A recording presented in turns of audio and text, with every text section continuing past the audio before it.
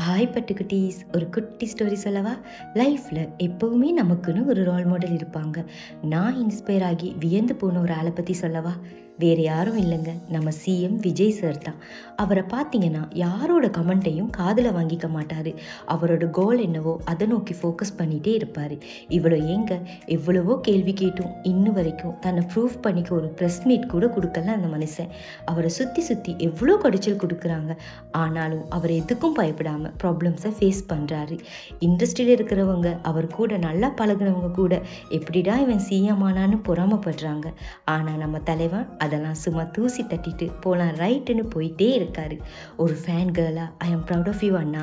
நம்ம லைஃப்லேயும் இப்படி தான் 1000 பேர் 1000 விதமாக பேசட்டும், அதெல்லாம் நம்ம கண்டுக்காம நம்ம தலைவன் மாதிரி நம்ம கோலை நோக்கி போயிட்டே இருக்கலாம்.